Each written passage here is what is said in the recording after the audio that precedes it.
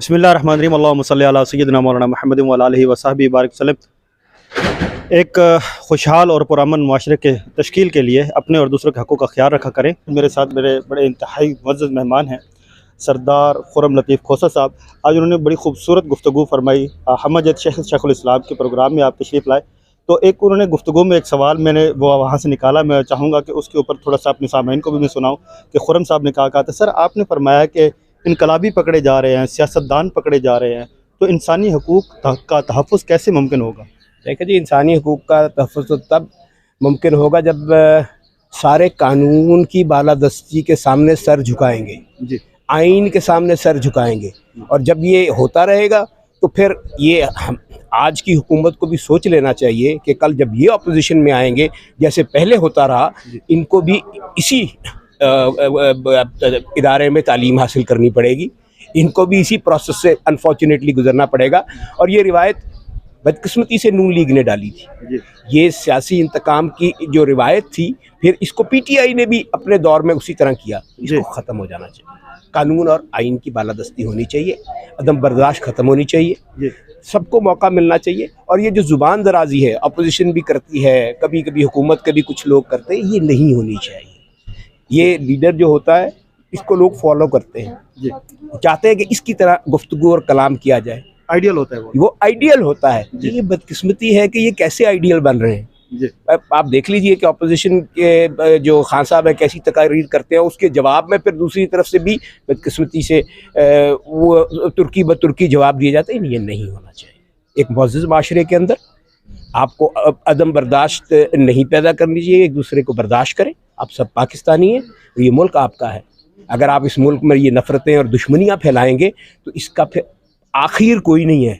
सबक सीखे अफ़गानिस्तान से, अपने मुल्क में अपनी धरती ढूंढ रहे। सबक सीखे फ़लस्तीन से, अपने मुल्क में अपनी ज़मीन को तलाश कर रहे हैं। अल्लाह ताला ने हमें नेमत अता की है, उसका शुक्र अदा करना चाहिए। सर एक और आइन की जो है आजकल बड़ी बात हो रही है, आइन की खिलाफ वर्जियाँ हो रही हैं और आइन की इम्प्लीमेंटेशन के लिए अदालतें भी काम कर रही हैं।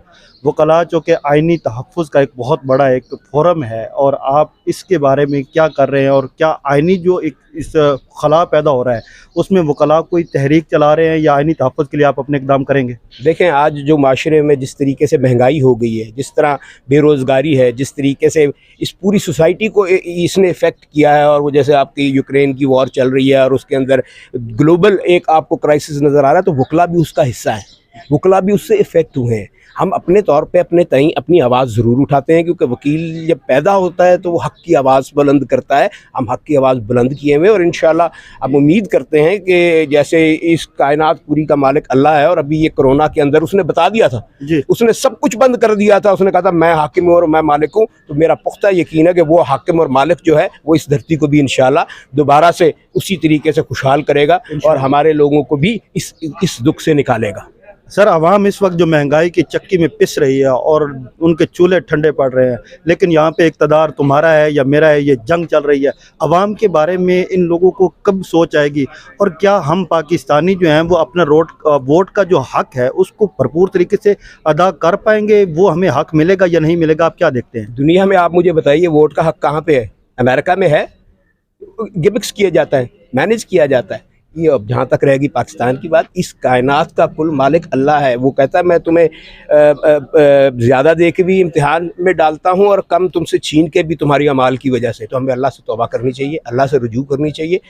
इंशाअल्लाह वही इनके दिलों को फेरेगा, कोई ऐसी बात नहीं है। हमने यहाँ देखा कि एक शिकस्ता मुल्क जिसको आधा 2 लख्त हो गया था, वहाँ जुल्फ़िकार अली भुट्टो जैसा लीडर आया जिसने दोबारा इस मुल्क को अज़मतों पे ले गया और इस्लामिक इक़्तिदार को इस तरीके से उजागर किया। तो इंशाअल्लाह हम देखेंगे यहाँ पर इस धरती को अल्लाह की ख़ास करम नवाजी है इसके ऊपर। ये मुल्क जो है ये खाली पाकिस्तान इसलिए उसका नाम नहीं है, ये पाक धरती है। इसका वारिस भी अल्लाह है, इसका मालिक भी अल्लाह है, और इंशाअल्लाह आप देखेंगे ये सब ठीक हो जाएगा। सर आखिरी बात, शेखुल इस्लाम हमजद शख्सियत है।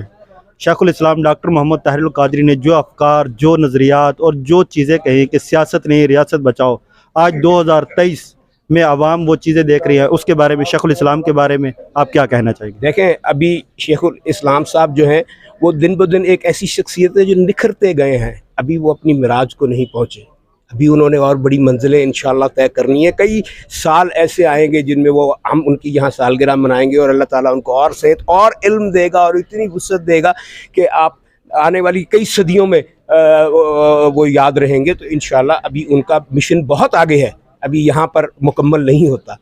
तो हम बहुत दुआ गो हैं कि अल्लाह ताला उनको जो है सेहतमंद रखे और आप दोस्तों को तौफीक दे कि आप इसी तरीके से उनके इस मिशन को लेके और उनके पैगाम को गाहे बगाहे इस किस्म के सेशन या प्रोग्राम करके लोगों में ये खुशबू बिखेरते रहें और हम उससे मुस्तफ़ीद होते रहें। बहुत शुक्रिया सर। आखिर में आवाम के लिए कोई एक पैगाम आपका? आवाम के लिए यही पैगाम होगा कि अल्लाह ताला कुरान में भी कहता है कि जब मुसीबत आती है, आफत आती है, आप देखिए वो तुर्किया में क्या हुआ, वहाँ नागहा एक आफत आई तो अल्लाह से हर वक्त बुर्दबारी से, उसके आगे आजिज़ी से मांगना चाहिए। और वही है जो फिर मैं कहूँगा कि जैसे अभी साबित किया था कि एटम बम क्या, दुनिया के सारे जदीद तरीन इलाज के सामान क्या, सब कुछ बंद हो गया, एयरपोर्ट बंद हो गए, कसिनोज बंद हो गए, डिस्कोज बंद हो गए, मस्जिदें बंद हो गई, वो इतना ना मस्जिद में भी तुम नहीं जाओगे।